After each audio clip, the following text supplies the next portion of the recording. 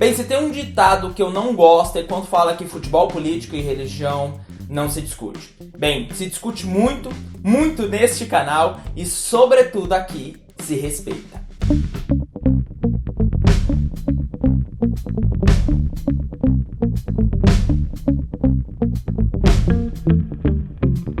Para quem não sabe, o Brasil é um estado laico. E sim, pode ser uma surpresa para você. Por mais que você fale Peterson, mas enquanto o Deus seja louvado na nota de dinheiro, Peterson, mas e os crucifixos ali em departamentos públicos? Peterson, mas e a bancada evangélica? Ok. Mas na Constituição, teoricamente, somos um estado onde se tem ali a consciência de que a religiosidade de um sujeito, ela depende do foro íntimo e não civil. Nesse vídeo, portanto, eu quero mostrar para você qual é a importância de termos um estado laico para a própria religião. Os exemplos que eu darei aqui, obviamente, eles vão se resumir à religiosidade que é majoritária, não só no Brasil, como em todo o Ocidente. Estou falando do cristianismo. Portanto, não se sinta ofendido em atribuições negativas que eu possa estar fazendo aqui. Pelo contrário, se você concorda que este pequeno grupo que manifesta ali um projeto político não te representa, me ajude aqui nesta luta. Comente aí embaixo e já vai compartilhando este vídeo. A unificação entre religião e Estado não é novidade. Isso sempre trouxe algumas repercussões negativas. O exemplo muito claro disso é o Império Romano, onde Constantino percebe que todo o seu império está ruindo porque há um conflito interno entre a religião cristã e romana.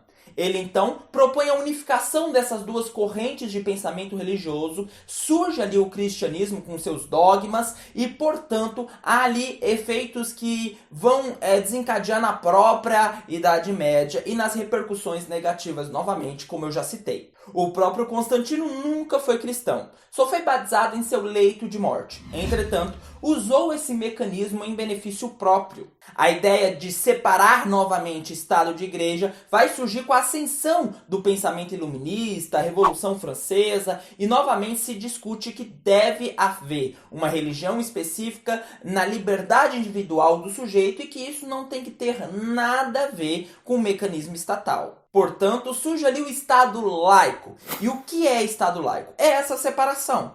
Isso significa que é um Estado ateu, como foi na Rússia comunista, que matou diversos cristãos? Não.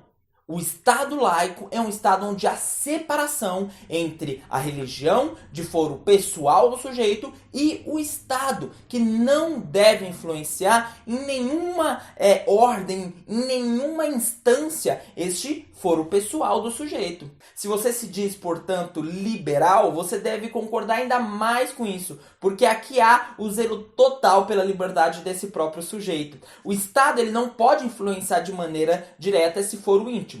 Portanto, se o presidente da República diz que o Estado é laico, mas ele é cristão, ele não entende o significado da própria democracia. Quando a gente fala de democracia, a gente fala de pluralidade de ideias, a gente fala de sujeitos na sua singularidade e que se deve respeitar essas particularidades de todos. Logo, democracia não é ditadura da maioria. Se há ali um interesse da maioria sobre a minoria, nós não temos democracia. Nós temos a máquina estatal sendo usado para interesses privados e não públicos, porque ali não se respeita a particularidade, a liberdade e o direito dessas minorias. Portanto, o Estado propõe essa liberdade de todos, liberdade religiosa. E aqui convenhamos, se você é religioso, você quer que as pessoas participem da sua liturgia, mas você quer que isso aconteça a partir ali de um interesse pessoal do próprio sujeito. Você quer que as pessoas se sintam atraídas, se sintam amadas dentro de um ambiente saudável, correto? Desse ponto de vista, qualquer influência direta, condicionamento, usando políticas públicas, não vão respeitar o próprio livre-arbítrio do sujeito de ter que escolher ali a possibilidade da sua liturgia religiosa. O Estado laico ele é positivo para a própria religião, porque ele defende a liberdade de culto. Por exemplo, Se você fala que os professores não podem falar de política em sala de aula, porque há ali uma influência, apesar que isso em si é meio que impossível, já dizia Paulo Freire, que temos os nossos afetos, mas tudo bem. Se você diz que os professores não podem manifestar ali opções e opiniões políticas dentro de uma sala de aula, será que se nós trocarmos o exemplo e colocarmos a religião dentro de uma sala de aula, será que um professor poderia falar ou os alunos poderiam então manifestar um culto religioso dentro de uma unidade escolar? Se eu digo que não, você pode dizer em contra-argumento de maneira direta que o próprio Estado laico ele permite essa liberdade religiosa. Mas pensamos um pouco. Será que a reação dos próprios alunos, da comunidade escolar, seria a mesma se essa religião não fosse uma religião cristã, mas sim uma religião de matriz africana? Bem, eu acho que você já percebeu que não. Logo, vamos medir os nossos critérios, não é, amiguinho? E nesse final, eu então exemplifico com uma frase de um camarada que há quem diga sabia um pouco de cristianismo. Quando perguntaram a ele sobre esta relação, se ele deveria então pagar tributos ao Estado, ele disse: dê a César o que é de César e dê a Deus o que é de Deus. Agora parem de querer roubar o coitado do César toda hora.